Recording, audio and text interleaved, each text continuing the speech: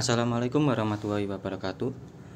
Kami dari kelompok 7 akan mempresentasikan tentang membangun gaya hidup halal. Pertama-tama, perkenalkan, mulai dari saya Muhammad Zulkarnain Syafikri dengan NIM 210304032. Lalu ada anggota kami Sabrina Nurhaliza dengan NIM 210304013. Yang ketiga ada Ahmad Maulana Ziharudin dengan NIM 220304018. Konsep pengertian gaya hidup halalan thayyiban.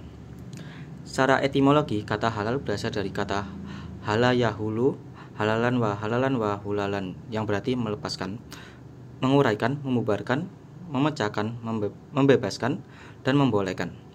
Sedangkan secara terminologi, halal dapat dimaknai sebagai hal-hal yang boleh dan dapat dilakukan karena bebas atau tidak terikat dengan ketentuan yang melarangnya.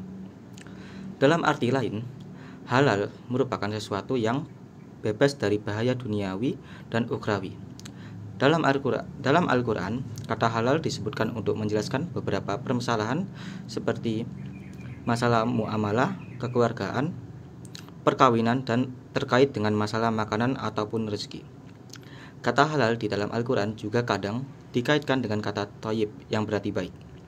Kedua kata tersebut disandingkan dan berkaitan antara satu dan lainnya dalam masalah yang terkait aktivitas manusia secara umum dengan mengarah kepada aktivitas yang banyak dilakukan oleh manusia.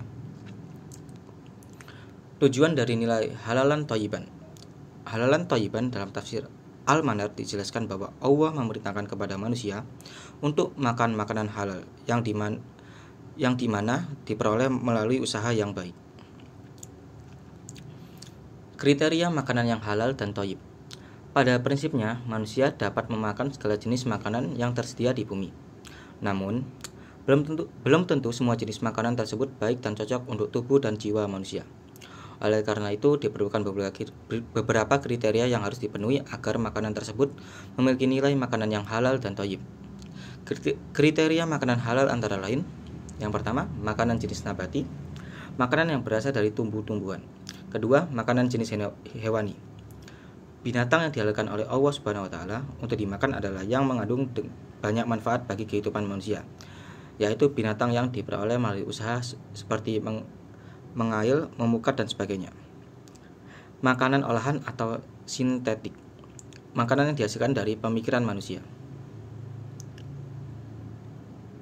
Label syariah. Definisi label. Label atau yang sering disebut dengan merek dapat didefinisikan sebagai nama, istilah, tanda, simbol, desain, atau kombinasi dari kesemuanya yang dapat digunakan untuk membedakan barang dan jasa satu perusahaan dengan yang lainnya. Definisi syariah. Ketentuan syariah bersifat komprehensif dan universal. Komprehensif berarti mencakup seluruh aspek kehidupan manusia dengan Allah Subhanahu wa Ta'ala. Di dalamnya meliputi ibadah mahdoh dan ibadah muamalah. Ibadah mahdoh mengatur mengenai hubungan antara sesama manusia serta antara manusia dengan makhluk atau hubungan ciptaan Allah Subhanahu wa Ta'ala. Lainnya termasuk alam semesta. Hukum asal ibadah mahdoh yakni bahwa segala sesuatu dilarang untuk dikerjakan, kecuali dibolehkan untuk dikerjakan kecuali ada larangan dalam Al-Quran atau As-Sunnah. Investasi maghrib. Investasi syariah adalah instrumen yang bisa kita gunakan untuk mengelola keuangan dengan kaidah-kaidah Islam. Dan ada juga penanaman dan dana atau penyertaan modal untuk suatu bidang usaha tertentu yang kegiatan usahanya tidak bertentangan dengan prinsip-prinsip syariah, baik objeknya maupun prosesnya. Berinvestasi artinya memutar uang kita miliki ke berbagai instrumen investasi. Dari pemutaran uang itulah kita bisa terus mengembangkan harta kita dan memanfaatkan untuk hal-hal baik yang lebih banyak lagi. Dengan demikian kita bisa mendapatkan keuntungannya.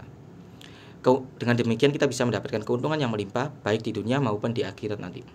Terlepas dari unsur maghrib diantaranya adalah maghrib adalah singkatan dari maisir, gahar, dan riba.